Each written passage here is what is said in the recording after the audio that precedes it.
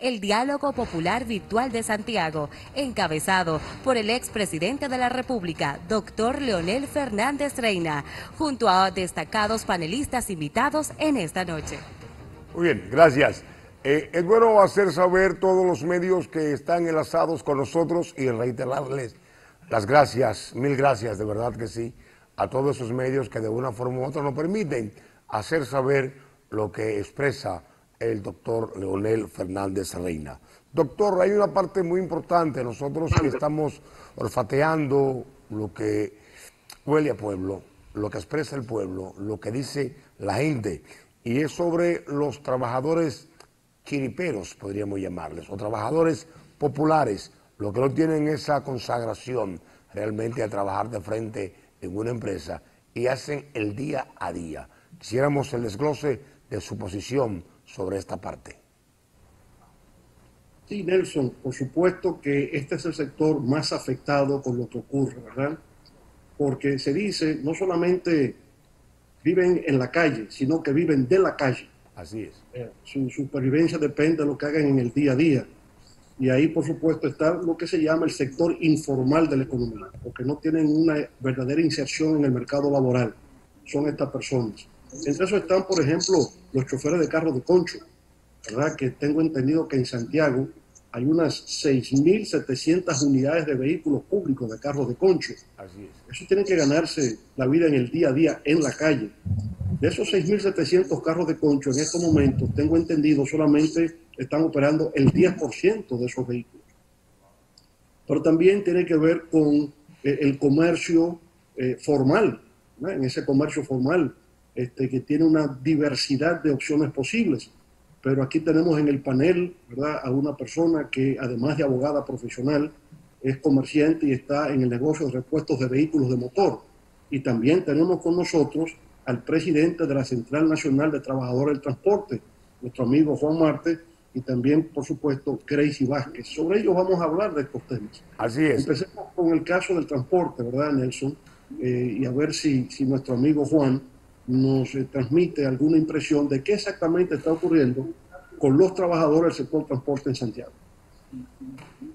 Primero, saludarle, presidente, agradecerle al productor y conductor Nelson Javier por la oportunidad que nos confieren de estar en una actividad tan trascendente, en un momento donde el país vive una crisis sanitaria, podemos decir que económica y probablemente social. Ciertamente, presidente, nosotros hemos estado muy preocupados desde que en la provincia china de Hubei surgió esta crisis y le hemos estado dando seguimiento con las medidas que han tomado naciones como Italia, España, Francia y Estados Unidos. Estas medidas casi siempre han partido hacia el sector transporte, con medidas sanitarias contundentes y con política sanitaria a través del sistema de transporte. En la República Dominicana no hemos visto eso, presidente.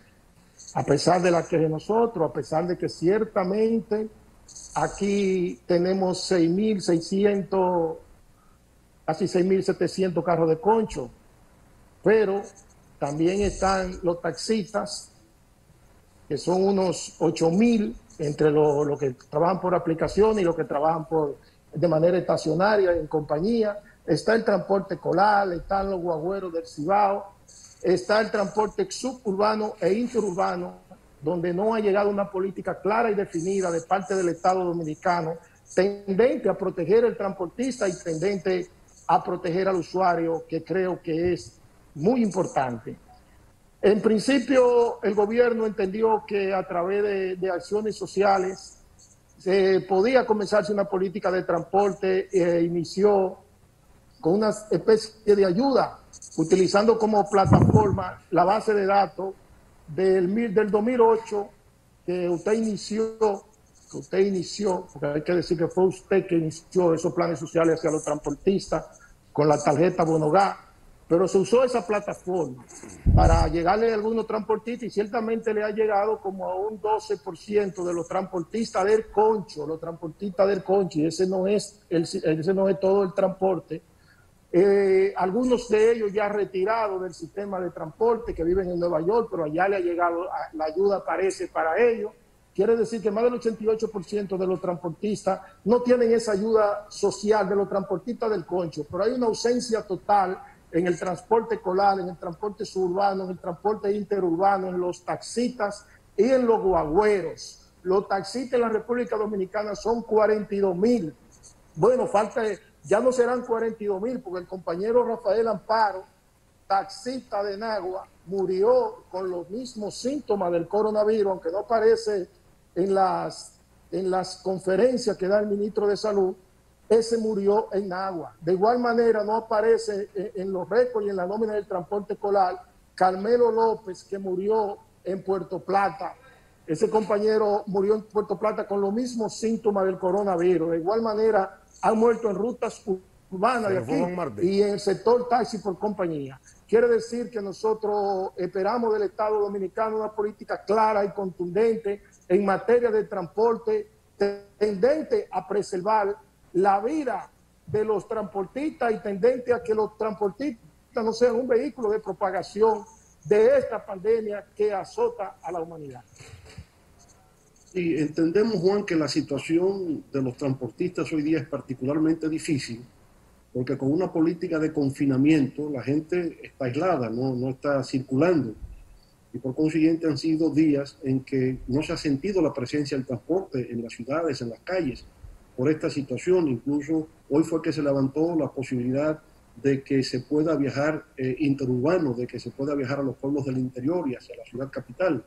Entonces ha sido un periodo donde el sector transporte ha estado muy recluido también, porque al aspirarse a un estado de aislamiento social se quiere evitar el contacto que las personas puedan tener entre sí, y por supuesto en un carro de concho la gente está muy apretada, ese contagio se produce, y entonces pues ha habido medidas momentáneas, temporales, que sin duda alguna han afectado al sector transporte y por tanto requiere de una atención especial hacia el sector. Entendemos que también, en la medida en que esta pandemia vaya pasando, se requieren mecanismos para desinfectar a los vehículos, ¿verdad? Porque, digamos, el virus también se puede contagiar a través de las superficies físicas. Entonces tendrá que darse una gran labor para desinfectar a todos los vehículos del sistema de transporte público y poder garantizar la salud de las personas. Pero sin duda alguna ha sido un momento muy especial para el sector, en la medida en que con el aislamiento social, el confinamiento colectivo de la población, pues no utilizan los servicios del sistema de transporte público con la intensidad con que se hace en tiempos normales, afectando los ingresos y las condiciones de vida de los transportistas. Veamos ahora lo que nos cuenta Gracie Vázquez, ¿verdad?, que es empresaria, es abogada y ha estado de alguna manera vinculada al sector transporte porque su negocio básicamente es de repuestos del sector vehicular. Adelante, Gracie. Buenas noches, presidente doctor Leonel Fernández. Primeramente, quiero permitirme felicitarle por la manera en que usted, una vez más, demuestra la capacidad y la humanidad que usted tiene y el amor que tiene por nuestro país cuando pone el bienestar de esta nación por encima de cualquier cosa. Eso tiene un valor enorme para nosotros como ciudadanos.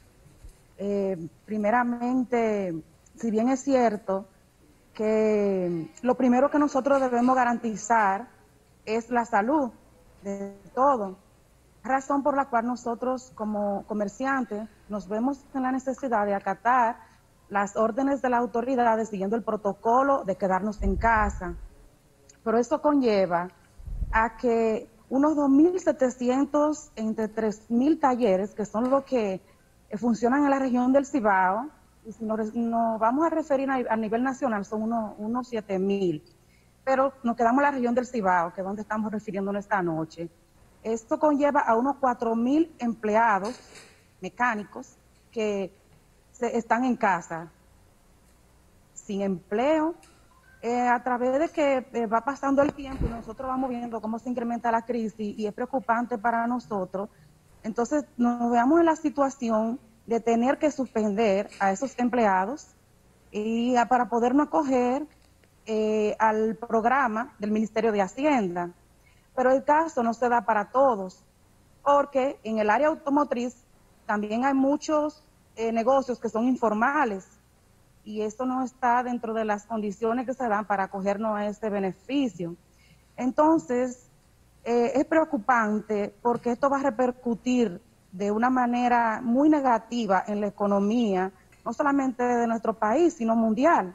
Pero en el área automotriz, entre que nosotros hemos estado viendo algunos análisis y veamos que un 40% del sector vehicular se tiene que mover obligatoriamente a pesar de que estamos en cuarentena.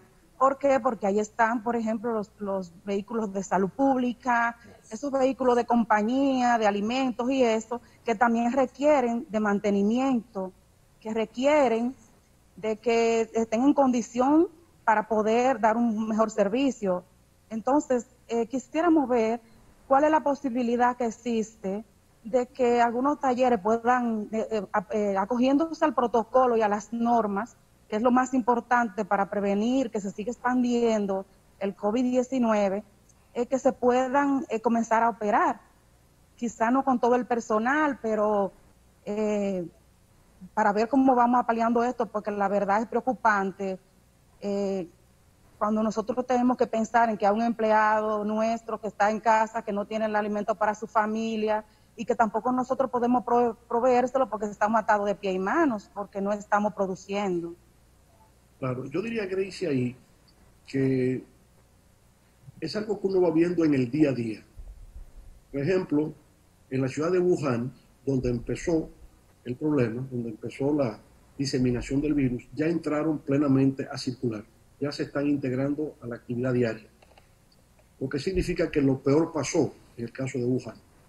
Se tomó 3 meses y medio, adoptando medidas muy drásticas en principio de confinamiento. La gente se quedaba realmente en las casas para evitar el contagio. A pesar de que Nueva York está en el epicentro de lo que está ocurriendo, sin embargo ya empiezan a decir que el número de nuevos infectados está bajando. Y lo mismo está ocurriendo en España y en Italia. El número de infectados va bajando, lo que significa que se llegó al pico y empieza a descender. Eso ocurrirá también en el caso nuestro. El primer caso conocido aquí fue a principios del mes de marzo. Ya van 42 días de haberse conocido ese caso. Todavía no pienso que hemos llegado al pico y por tanto hay un peligro de que si decimos a destiempo que la gente se integre a sus labores normales, entonces se puedan multiplicar más los casos que afectan la salud. Por eso hay que ser muy cauteloso de saber a partir de qué momento es que se pueden integrar. Eso será paulatino, será gradual, en la medida en que vamos viendo y observando que el número de casos va disminuyendo. Obviamente un país no se paraliza por completo, por tiempo indefinido, eso es imposible. Y hay personas que aún en medio de la gravísima situación en la que estamos, tienen que salir todos los días a dar la cara. Es el caso de los médicos y de las enfermeras. Tienen que ir a trabajar todos los días y tienen que exponerse a las personas infectadas. Que fue incluso lo que ocurrió en el Arturo Grullón, en el Hospital Infantil Arturo Grullón, que algunos médicos tuvieron que abandonar porque sentían el temor de quedar infectados por un paciente al principio que estas cosas estaban ocurriendo y no se conocía bien. Entonces, así como los médicos y las enfermeras y el personal de salud se va integrando a su trabajo cada día, así como tenemos que los policías y Fuerzas Armadas y bomberos también están en las calles todos los días, pues sin duda alguna que también irán incorporándose los demás sectores de una manera paulatina, pero tenemos que tener la certeza de la seguridad. Tenemos que saber que si enviamos mucha gente a la calle simultáneamente, que esto no contribuya a una multiplicación expansiva, exponencial del virus. Ahí es que está el dilema, saber en qué momento. Pero poco a poco se irá aflojando, poco a poco se irán incorporando. Por eso digo, tenemos que ver esto en función de etapas. Estamos en una primera etapa en que la enfermedad, la infección nos ha impactado. Eso evoluciona. Pasaremos a una segunda etapa que esperemos estemos mejor y entonces seguimos avanzando. Y al final estoy seguro que habrá una plena integración de todos los sectores, tomando muchas medidas de protección y de seguridad porque de acuerdo con la comunidad científica es probable que el virus esté circulando por mucho tiempo. Es decir, que pase el año 2020 y lleguemos al 2021, hasta que no se tenga una vacuna no será erradicado totalmente. Pero tendremos que convivir con eso. Se va desarrollando un sistema inmunológico en toda la sociedad que va rechazando, ¿verdad?, la agresión que esta infección mortífera tiene con respecto a nuestra población. De manera que estamos esperanzados, optimistas, de que gradualmente nos iremos incorporando plenamente a nuestras labores cotidianas para continuar por un proceso de prosperidad, por un proceso de bienestar, ¿no?, y de satisfacción de los anhelos y aspiraciones que tenemos de buen vivir. Así que en eso confiamos, Gracie, y Juan, por igual, el sector transporte se reactiva, se reanima en la medida en que recuperemos los niveles normales de producción y de transmisión, de difusión de lo que son bienes y servicios en la economía dominicana. Yo quisiera retornar brevemente con el doctor Pedro Mendoza, porque se nos quedó un par de preguntas también ahorita, doctor Mendoza, en relación a los pacientes que son detectados positivos, pero en grado leve, y que son enviados a sus hogares, si hay algún seguimiento por parte de las autoridades de salud a lo que pasa con ese paciente cuando queda recluido a nivel domiciliario. Bien, pues actualmente un paciente necesita ser ingresado y se ingresa puede ser una sala común siempre y cuando su neumonía con la que ingresa no tenga el carácter de grave. Y todos sabemos que cuando el coronavirus lleva a un enfermo a neumonía, es siempre de carácter grave la neumonía. Por tanto, debe ir a cuidado intensivo. El cuidado intensivo debe recibir la atención inmediata de un equipo conformado por un infectólogo, un intensivista o dos, un internista y también 2 enfermeras altamente especializadas para el manejo de ese enfermo, o un paciente que va a necesitar ventilación mecánica de inmediato. El problema con estos pacientes es que los hospitales del Estado, por lo menos aquí en Santiago, no disponen de todas esas facilidades. Por ejemplo, mientras que el sector privado dispone, de todas las clínicas privadas aquí en Santiago, disponen en sus unidades de terapia intensiva de 90 ventiladores, el sector público solamente dispone de 22 ventiladores en los 3 hospitales. Es decir, en el Cabral Ibáñez, donde se concentra la mayoría, en el Seguro, el Presidente Estrella Ureña, y en el hospital infantil, al doctor Arturo Grullón. Es decir, que la cantidad es poca para los pacientes que necesitan. En el Cabral Ibáñez, por ejemplo, ciertamente el Ministerio de Salud Pública habilitó un área con 32 camas para los pacientes que llegaran con coronavirus, pero esas camas, que son 32, solamente disponen en este momento de 2 pacientes, de 2 camas, perdón, con ventilador mecánico. Por suerte, no ha llegado una cantidad grande de pacientes con coronavirus, con COVID-19, que necesiten ventilación mecánica al Cabral Ibáñez. Por suerte, solamente hay 2 ventiladores. Esos 2 ventiladores están siendo ocupados por 2 pacientes con neumonía grave que padecen COVID-19.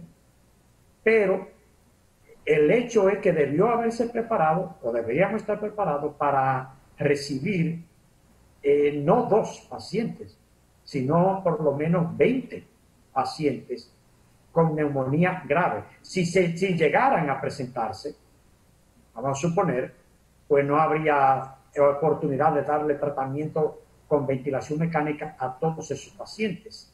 No es el caso, por ejemplo, de el centro privado, el hospital privado más grande aquí que tiene Santiago, que es Unión Médica, y el otro hospital, que es el Metropolitano El Homs. Unión Médica, por ejemplo, tiene 14 ventiladores. El Homs tiene más o menos una cantidad igual. Y todos los hospitales privados aquí tienen una cantidad más o menos apreciable de ventiladores. Pero nuestro hospital principal, que es el Cabral Ibáñez, debería tener por lo menos en este momento ante esta situación de crisis sanitaria por una epidemia, no menos de 30 o 35 ventiladores, no solamente no es que todos se van a usar con pacientes con coronavirus, sino el resto de los pacientes que necesitan ventilación mecánica cuando llegan al hospital, porque siguen llegando igual, siguen llegando pacientes con neumonía grave, no por coronavirus, sino por cualquier otro germen, pero también pacientes que siguen llegando con neumonía grave, pero que necesitan un ventilador, porque tienen un trauma severo de cráneo, o que le hicieron una cirugía de cerebro, o una cirugía que se complicó y el paciente luego necesitó llevarse a un ventilador mecánico. Pero no solamente tenemos déficit de ventilación mecánica, sino también que tenemos el problema de aditamentos de bioseguridad. Es decir, no hay batas suficientes en el Hospital Cabral Ibáez para todo el personal médico y para las enfermeras. Hay, es cierto, llegó, pero no en cantidad suficiente para protegerse de manera apropiada. Ahí tenemos el caso de que en un virus como este, altamente contagioso, hay que cambiarse de bata estéril todos los días y también de máscara. Las mascarillas que se están usando necesitan ser, por supuesto, de la mejor calidad. ¿Por qué? Porque el virus, el coronavirus, tiene un tamaño de aproximadamente de 80 nanómetros.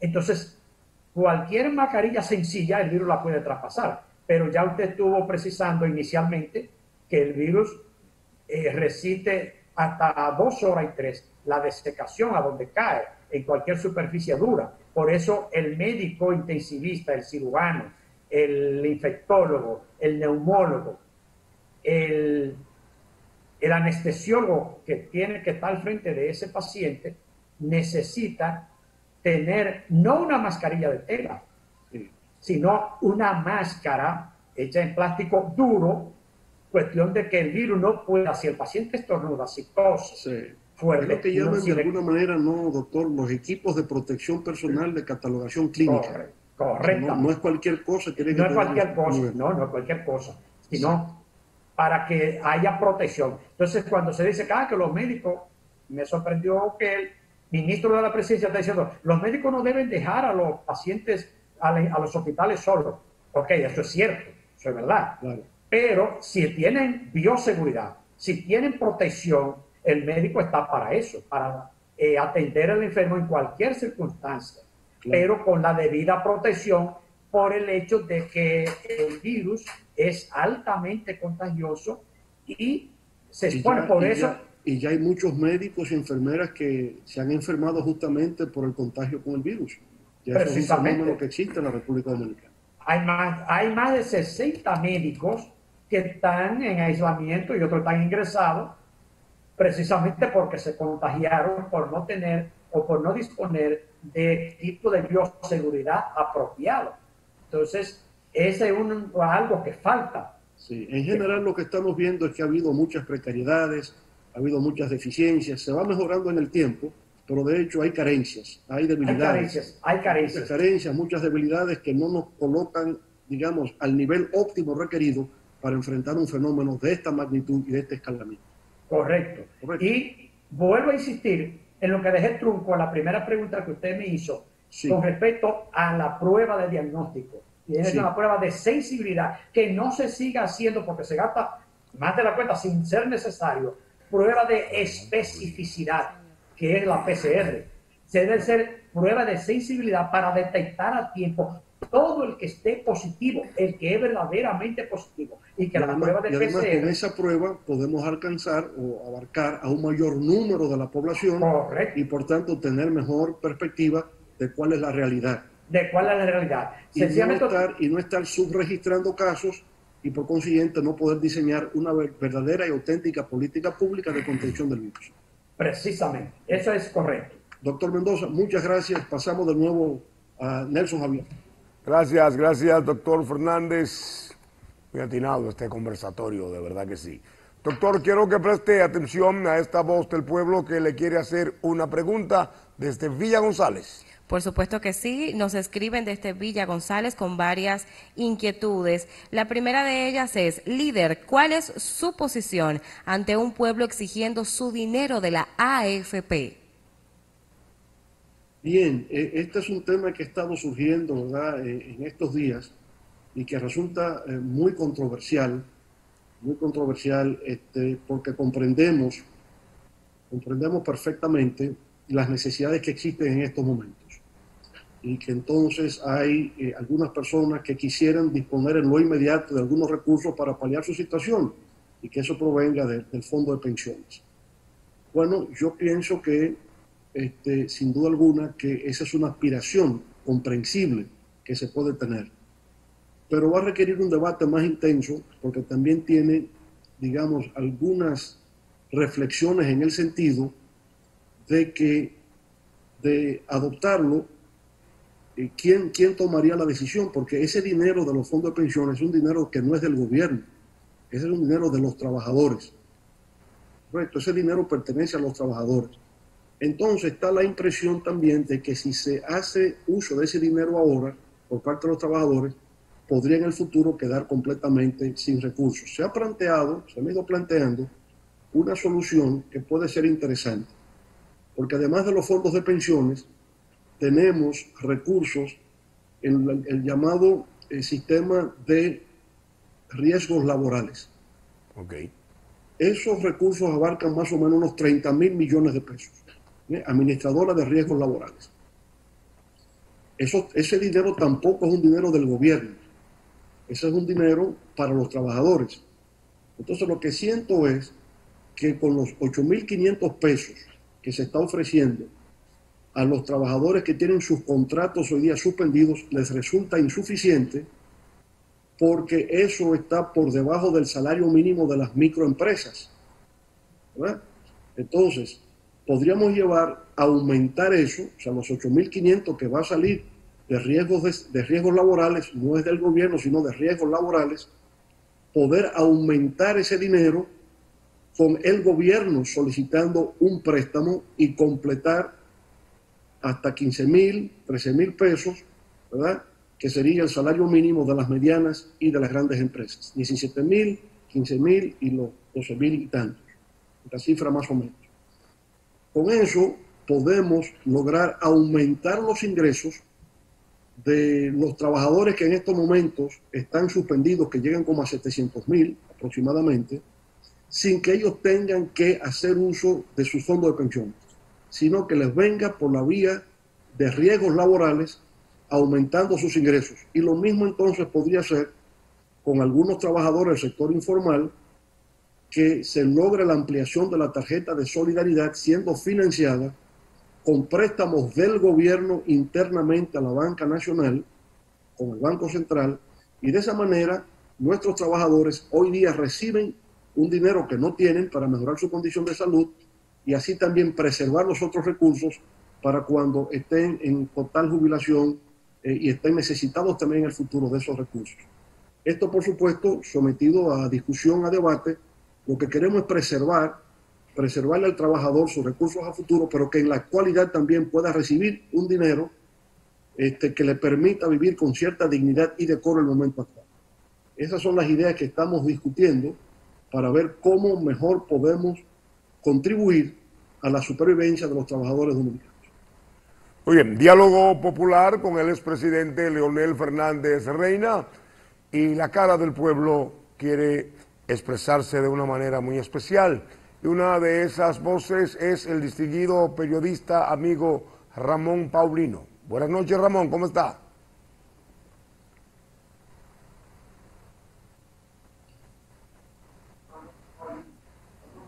Adelante, Ramón. Muy bien, gracias Nelson Javier, gracias a todo el equipo que ha trabajado con esta producción. Quiero decir, dar la gracia, aparte de dar la gracia, darle un abrazo, aunque sea digitalmente, al doctor Leonel Fernández Reina y por supuesto a ti, Nelson. Gracias. Así podemos, ¿verdad? Desde aquí sí. Doctor, así que acepta un abrazo. Seguro, con la esperanza Así, de que doctor. dentro de poco también lo podamos hacer personalmente. Amén, gracias. Ojalá que todo se resuelva. Yo tengo 1 millón de preguntas, doctor Fernández, pero sé que el tiempo es limitado. Me gustaría empezar preguntándole, en tu experiencia estadista, 3 veces presidente de la República, ¿entiende que las medidas adoptadas por las autoridades gubernamentales han sido correctas? Sí. Le voy a responder eso directamente, pero quisiera dar mayor claridad con respecto a la pregunta que me hicieron anteriormente, de si se puede acceder a los fondos de pensiones para que los trabajadores cobren por anticipación sus pensiones. Yo comprendo que ese deseo existe por la circunstancia actual de vida precaria que se tiene, pero en realidad no tiene mucho sentido por el trabajador porque él está, digamos, apelando a su propio dinero. Ese es un dinero de él. Ese no es un dinero del gobierno, insisto en eso. Yo lo que entiendo es que en el momento actual hay que proveer de recursos a los trabajadores sin tener que tocar el dinero que les corresponde. Entonces la vía sería, a mi modo de ver, a través de las administradoras de riesgos laborales, porque ese es un dinero de los empleadores, no de los trabajadores. Entonces el gobierno puede acudir a esos recursos de riesgos laborales, aumentarle a los trabajadores los 8.500 pesos que tienen actualmente y lo que haga falta para llevar a salario mínimo en los distintos niveles de microempresas, medianas y grandes empresas, que el gobierno sea el que tome un préstamo y le complete eso a los trabajadores. De manera que esos trabajadores suspendidos en sus contratos de trabajo, ¿verdad?, perfectamente puedan recibir los ingresos necesarios, pero sin que ellos tengan que tocar su propio dinero. Lo que queremos es proteger el dinero de los trabajadores. Ahora es al Estado que le corresponde proveer los recursos que necesita. Esa sería, quería aclarar eso para que se entendiera el que, bueno, que me den mi dinero, eso es mi dinero, al fin y al cabo. No, lo que queremos es que el gobierno le provea el dinero de los riesgos laborales y preserve a los trabajadores del dinero que de hecho les corresponde, ¿verdad? Esa es un poco la lógica que quería aclarar con esto. Ahora, con respecto a su pregunta de si lo que se hace es lo correcto, lo que se está haciendo es el manual clásico cada vez que hay una crisis. El manual clásico indica, primero, si es una pandemia, aislamiento social, por un lado, y realización de pruebas de diagnóstico para poder tener la visión del problema y diseñar políticas públicas de contención. Yo creo que el gobierno ha hecho un esfuerzo, sin duda alguna, ha promovido una política de aislamiento, la población no siempre ha respondido adecuadamente, al final tampoco estamos acostumbrados a eso, nuestra generación no ha tenido una experiencia como la actual, estar en confinamiento tanto tiempo genera tedio, genera conflictos, tensiones, etcétera, y la gente empieza a cansarse, y aquí y en todas partes del mundo. Esa es la verdad. Pero la idea de confinamiento, de toque de queda, eso es correcto, eso es acertado, eso es un bien para la sociedad, aunque no se entiende en principio. Con respecto a lo segundo, de las pruebas de diagnóstico, ya lo ha explicado elocuentemente el doctor Mendoza. No, el gobierno ahí no comprendió a tiempo de lo que se trataba y ha ido muy lentamente. 10.000 y tantas pruebas de diagnóstico en 42 días es insuficiente para tener una comprensión de la magnitud del problema en la República Dominicana. En esa parte diría que ha habido una cierta falla.